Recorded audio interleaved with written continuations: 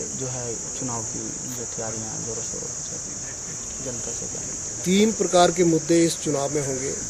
एक मुद्दा तो ये होगा कि पिछले 5 वर्ष में जो विकास, अद्वितीय विकास हिमाचल प्रदेश में हुआ, जिसके कारण प्रदेश सबसे ऊपर पहुंचा, 72 अवार्ड प्राप्त किए और राष्ट्रीय और अंतर्राष्ट्रीय स्तर पर एक नई पहचान हिमाचल को मिली है। आम आदमी को राहत दी गई है। मजदूर की दिहाड़ी 75 पैसे बढ़ाकर 150 रुपये की गई। सामाजिक सुरक्षा पेंशन 200 रुपये से बढ़ाकर 450 रुपये की गई। कर्मचारियों को 7,500 करोड़ के लगभग के लाभ दिए गए। हर डिमांड उनकी पूरी की गई और महिला सशक्तिकरण के लिए महिलाओं को बहुत सारी सुविधाएं दी गई। उनका सशक्तिकरण आर्थिक तौर पे भी, राजनीतिक तौर पे भी किया गया, सामाजिक तौर पे भी किया गया।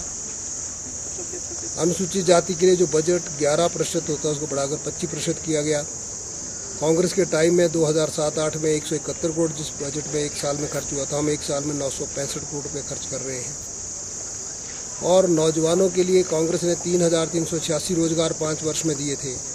हमने इन 5 वर्षों में लगभग 45,000 रोजगार नौजवानों को सरकारी क्षेत्र में और लगभग 1.25 लाख के करीब निजी क्षेत्र में रोजगार दिए हैं। स्वरोजगार की संभावनाएं उपलब्ध की हैं। लोगों का काम बढ़ा है और पर कैपिटा इनकम 43,900 से बढ़कर 73,600 रुपये हो गई है। इन सब का परिणाम स्वरूप लोगों में इस सरकार के प्रति बहुत ही ज़्यादा संतोष है और हमने हर व्यक्ति को जो अपेक्षा थी उससे ज़्यादा दिया है।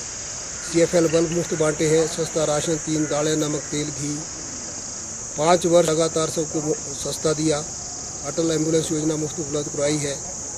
10 लाख बच्चों को 2 बार साल में स्कूल यूनिफॉर्म 1ली से 10वीं तक मुफ्त दी जा रही है। सिलाई के पैसे दिए जा रहे हैं। ये सारे ऐसे काम हैं जो अन्य किसी प्रदेश में नहीं हुए। तो एक तो मुद्दा हमारा ये होगा। दूसरा मुद्दा होगा जो केंद्र ने हमारे साथ अन्याय किया जी। हमारा इंडस्ट्रियल पैकेज जो 2013 में खत्म होना उसको 3 साल पहले खत्म कर दिया। लाखों करोड़ का इन्वेस्टमेंट रुक गया और लाखों लोगों को जो रोजगार मिलना था नौजवानों को, उससे वो वंचित हो गए। इसी प्रकार से चावल का कोटा 18,500 मीट्रिक टन था, उसको कम करके 7,100 टन कर दिया और मिट्टी के तेल का कोटा कम कर दिया, चीनी का कोटा कम कर दिया। BBMP प्रोजेक्ट्स में हमारे खिलाफ एफिडेविट सुप्रीम कोर्ट में दिया। सेना में कोटा कम किया। रेजिमेंट सेंटर बनाने से इनकार कर दिया। नई रेजिमेंट हिमाचल रेजिमेंट बनाने से इनकार कर दिया। ये सारे ऐसे अन्याय हैं जिनको लेकर जनता में जाएंगे। रेलवे नेटवर्क बिल्कुल नहीं बढ़ा, कोई नया हवाई अड्डा नहीं बना, तो ये बातें होगी। और तीसरा जो सबसे बड़ा मुद्दा आम आदमी को टच कर रहा है वो है महंगाई, बेरोजगारी, भ्रष्टाचार। केंद्र में व्यापक भ्रष्टाचार के कारण देश में महंगाई बढ़ी है, बेरोजगारी बढ़ी है। इनकी नीतियों के कारण कारखाने बंद हुए हैं, नए उद्योग लगने बंद हो गए, पूंजी निवेश होना बंद हो गया है। तो ये मुद्दा भी आम आदमी को बहुत अपील करता है। इन तीनों मुद्दों पर चुनाव लड़ेंगे, जीतेंगे और 3/4 बहुमत से फिर सरकार बनेगी। सर, जैसा विपक्षी पार्टी कांग्रेस है जो आरोप लगा रही है कि आपने गैर कानूनी तरीके से हिमाचल की काफ़ी ज़मीन जो है वो बेच दी है, इस बारे में क्या कहना चाहते हैं? अगर उनमें दम होता तो जुडिशल कमीशन के सामने आते। न्यायिक जांच इसकी हुई है।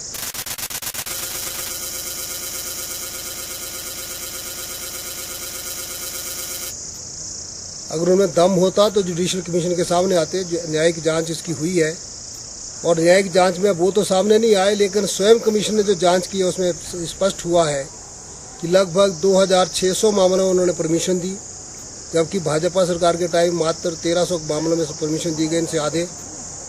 और इनके कई रिश्तेदारों ने सरकारी ज़मीन ही बेच दी है। कानूनी कार्रवाई शुरू हो गई है, उनमें से कईयों के खिलाफ कार्रवाई हो रही है और हमें आशा है दोषियों को पूरी सजा भी देंगे और जो गैर कानूनी ढंग से ज़मीन बेची है उसको फिर से सरकार में रिस्टोर भी करेंगे। ये तो चोर मचाए शोर वाली बात है। जो लोग ऐसा कह रहे हैं उनके एफिडेविट हमारे पास, जिन्होंने कहा कि हमें कानून पता नहीं था इसलिए सरकार के अधिकारियों ने गलती से हमारे नाम ज़मीन कर दी। जो व्यक्ति 5 बार मुख्यमंत्री होने की बात करे और कहे मुझे कानून पता नहीं था, तो अंदाज़ा लगा सकते हैं वो कितना सच बोल रहा होगा। सर ये बताएं कि अब जो है कांग्रेस की स्थिति यहाँ क्या रहने वाली है? सिर्फ 2 शब्दों में ही जानना चाहते हैं, क्योंकि कांग्रेस की स्थिति सारे देश में खराब हो रही है, खराब हो चुकी है। लोग वोट का इंतजार कर रहे हैं। 4 नवंबर को हिमाचल में और दिसंबर में गुजरात में, और जब जी और HI दोनों में हो जाएगा, गुजरात और हिमाचल, तो फिर इंडिया GHI का बारी, इंडिया की बारी है। इंडिया में भी ये जाएंगे, NDA सरकार आएगी और लोगों को राहत मिलेगी। और अब जो प्लान है इलेक्शन में, अगर आपकी सरकार दोबारा सत्ता में आती है तो आगे आम जनता को क्या सुविधाएं मिलेंगी? बहुत जल्दी हम 1 सप्ताह के अंदर अपना चुनाव घोषणा पत्र देने वाले, आपको सूचित करेंगे। निश्चित तौर पर उसमें बताया जाएगी सारी बात।